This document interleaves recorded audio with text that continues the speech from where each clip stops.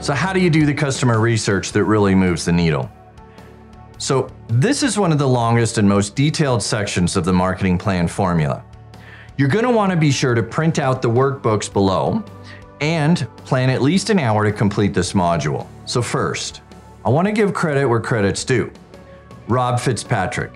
He's the author of the MOM test and one of the key authorities to this type of research. I'm hoping to actually get a bonus lesson with him, which I'll certainly post in the bonus lesson soon. Now, I'm going to review this quickly for you and skim it at a high level, otherwise we're going to be here all afternoon. But you'll get the entire process and detailed questions and examples in the lesson worksheet below. So, in your master marketing question, we are now going to tackle the who wants to part of the equation. So you have to learn at a deep level what your customer really wants. Well, the best way to do this is to actually just talk to your current customers. We want to understand and know about their world. So to do this, you simply need to arrange enough customer interview calls to fill in those questions. So go back and break out that list of your most profitable customers and begin to set up some calls with them. You're shooting for at least 10, but it might take you, 15, 20, we'll see. And if you can, see if you can find somebody outside your company that can help do these interviews with you. Even a friend or, a third party, because this separates you from your client and neither one of you have to worry then about saying the wrong thing to each other. This is just kind of good advice. So here's how to set up the call. Now, this is one of the most important parts because I don't want you to ask for an interview. And God forbid, don't ask for a chat, a coffee, or worst of all, just to pick their brain. We're coming at them with respect. You're going to use what Rob calls his 5-element framework. And it goes a little like this.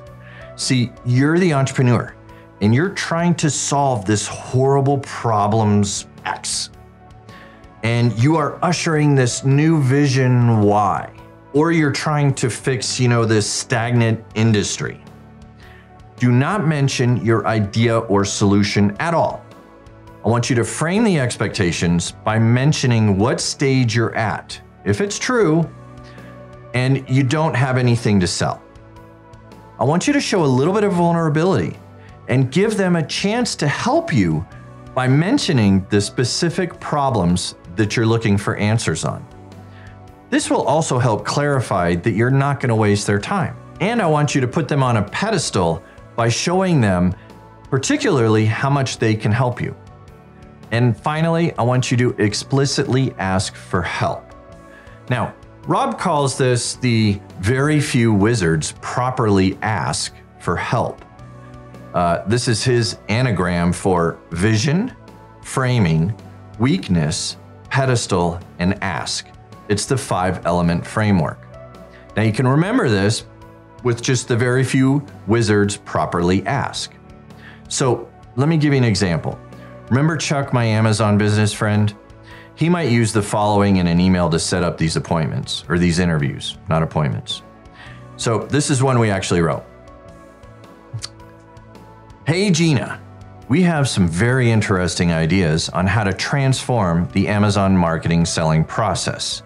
And I think it would be a lot less painful for your types of business. This was the vision. We are just starting out here. I don't have anything to sell, but I wanted to make sure that I'm building something that actually helps you. That is the framing. I've only ever come at it from an engineer's perspective, and I'm really having a hard time understanding how it works from your perspective. That's the weakness. Now, you've been working with Amazon for a very long time. The pedestal, and could really help me cut through all the BS and get right to the heart of the matter. Do you have a time in the next couple of days for a quick phone call? There's the ask. Thank you, signed, your most grateful service provider, me. That's it. That is your interview email. Advice on setting up the call. Having a successful interview call. First, if you can, use Zoom or GoToMeeting or any of those services where you can record the call. You don't want to have to worry about taking good notes during the call. You want to be focused on listening to what your client is saying and getting as much information out of them as you can. Next, well, obviously be sure to ask permission. I usually just send a quick email to them after they commit to the time. Again, in Chuck's case, it was, "Thanks, Gina. I really look forward to chatting with you. Do you mind if I record the call so I can just listen and not have to worry about taking notes and possibly missing something?" "Sure, appreciate it." Russell. And remember, keep this informal. This is not an interview, it's a conversation. And when you're having these conversations, I want you to keep a real eye out for the people that get emotional around the problem. These are the ones that have a real problem that needs to be solved. So once you're in this conversation, simply keep going until you stop hearing new things. Once it gets repetitive, then you can stop the call. And if you don't start finding consistent problems and goals within these interviews, or not interviews, conversations, you're not being specific enough in your questioning. So the measure of value in a customer conversation interview is how many concrete facts and stories can you get from them? The stories are what matter. The stories are what you're going to use in your marketing. So to summarize, you want to talk about their world, not your idea, not your product, not your solution. I want you to ask specific questions about their past experiences. I don't want general opinions about the future. I want you to think about your questions and make sure that they don't have the customer imagining this future result. Anything involving the future is basically a lie. So finally, you have 2 ears and 1 mouth. Use them in that order. So let me go through a high level of some of the questions you want to ask. Start with good questions. Why do you even bother with this? When you think about X, which is the solution that you deliver, what is it that keeps you up at night? What frustrates you to no end? How difficult has it been to find answers to solve these problems? And where do you go to find the answers that help solve these problems? This one is key. You have to make sure to dive into the where question. This is what's going to tell you where to go with your marketing strategies. And in the end, just remember, people want to help. Give them an excuse to do so. You'll find many more questions and explanations in the lesson worksheet. Okay, so at this point, you should have had a pretty in-depth conversation with your ideal clients. We're not looking to guide or lead the responses. We just want to get a clear picture of how the world is for your ideal customer. So, some more tips on making a great customer research call. 1, know exactly what you want to learn. 2, record the call. 3, possibly log into the meeting software a few minutes early. A minute or 2 is just fine. You know, it just gives you the chance to speak a note about who you're talking to. Are they a current client? What position do they have? You know, kind of details that set up the call.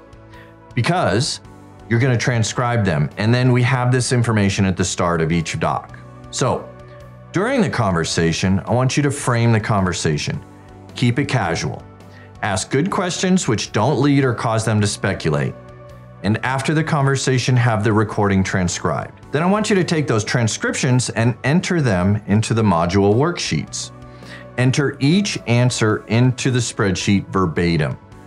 Now, I've linked several of my favorite transcription services below. So you now have the majority of what you need to know. You have the struggle. You have the intensity of the struggle. You have where do they go to solve their problems for this struggle. Those are the 3 important factors that you need to know. Remember that master marketing equation, the right message to the right person at the right time and place? Well, now you have these elements. And when you start spending your limited resources producing marketing that gets results, you want to spend them with the greatest probability of success. You're solving the biggest problems for your most profitable customers, and you know where to go to present these. Voila! Do you see the magic here? This is what completes the entire puzzle for you. Well, almost. We still have a little bit more to discover and uncover, but your brain should now be buzzing with excitement as you've just unlocked the secrets to simple and effective marketing. No more guessing, no more throwing crap against the wall. You know who's driving your profits. You know what they're struggling with, and you know where they go to find the answers.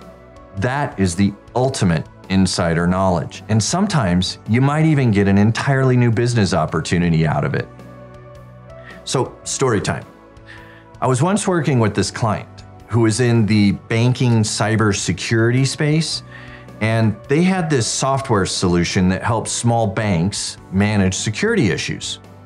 Well, you can imagine the very obvious topic of conversation in these interviews was around cyber risk management, phishing and fraud and things like that. This is what most of the calls in the research reflected.